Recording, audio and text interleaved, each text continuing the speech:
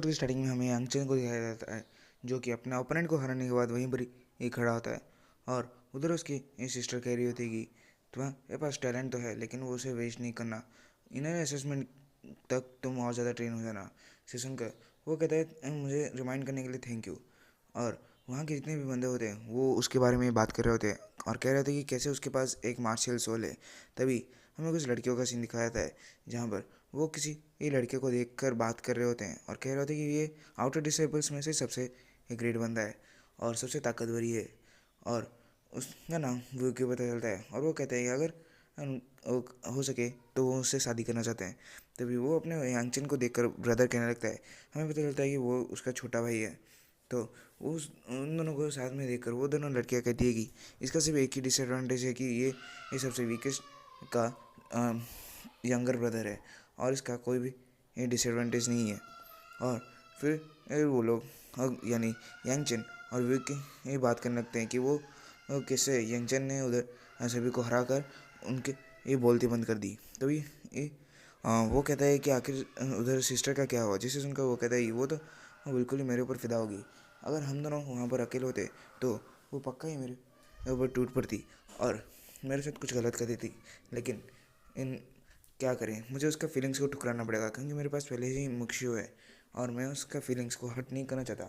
और उसके बाद व्यूकी कहता है क्या तुमने मुक्षियो को इसके बारे में बताया जो अभी हुआ। सुनकर वो कहता है नहीं मैंने अब तक नहीं बताया, चलो उसे बताने चलते हैं। क्योंकि वो वहाँ से निकल जाते हैं और जैसे वहाँ पर वो पहुँचता है वहाँ की उसकी नौकरानी उसे रोक देती है और कहती है कि मुक्षियो तुम्हारे से आज मिलना नहीं चाहती। इसके बाद वो दोनों उसे देख कर डर जाते हैं। वो क्यों कहता है कि हमें बस उससे मिलना है और कुछ बातें करनी है। इसे सुनकर वो कहती है नहीं आखिर क्या मैटर है मुझे बताओ, मैं उसको और जाकर बता दूंगी। और जिसे सुनकर यांगचेन गुस्सा हो जाता है और कहता है कि यह हमारा पर्सनल मैटर है, तुम्हें इसमें क्या। सुनकर वो कहती है हाँ तुम नाली के कीड़े, आखिर ये तुम्हें एक किसने हक दिया। और वैसे भी वो अभी बहुत बड़ी हो चुकी है और वो तुमसे क्लोज नहीं होना चाहती। जिसे सुनकर यांगचेन कहता है मुझे तुम्हारे पर विश्वास नहीं, मैं ये तब विश्वास करूँगा जब वो खुद आकर मुझसे ये कहेगी। इसके बाद म्यूक्शी वहाँ पर आ जाती है और उसे क्यों पूछता है कि आखिर ये सब क्या चल रहा है। इसे सुनकर म्यूक्शी कहती है कि ये हम लोग अभी बड़े हो चुके हैं और चीज़ें बहुत ज़्यादा चेंज हो चुकी है, इसलिए मुझे लगता है कि हमें थोड़ी दूरी ये बना लेनी चाहिए। इसे सुनकर वहाँ पर और माहौल पूरा शांत हो जाता है लेकिन यांगचेन पूरा गुस्से में ठीक है कहकर वहाँ से निकल जाता है। क्योंकि जाते जाते कहता है कि मुझे लगता है कि तुम अपने इस डिसीजन पे रिग्रेट नहीं करोगी।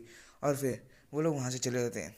हमें रात का सीन दिखाया जाता है जहाँ पर और वो दोनों किसी पहाड़ के पास बैठे होते हैं। यांगचेन कल्टिवेट कर रहा होता है और व्यूक्य वहाँ पर एक पत्थर के ऊपर बैठा होता है।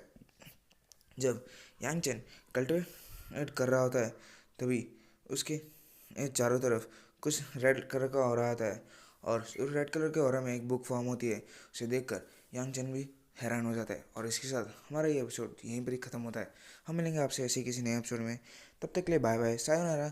और हाँ, चैनल को सब्सक्राइब करना, लाइक करना और वीडियो को शेयर करना। तो ठीक है, सी या गाइस।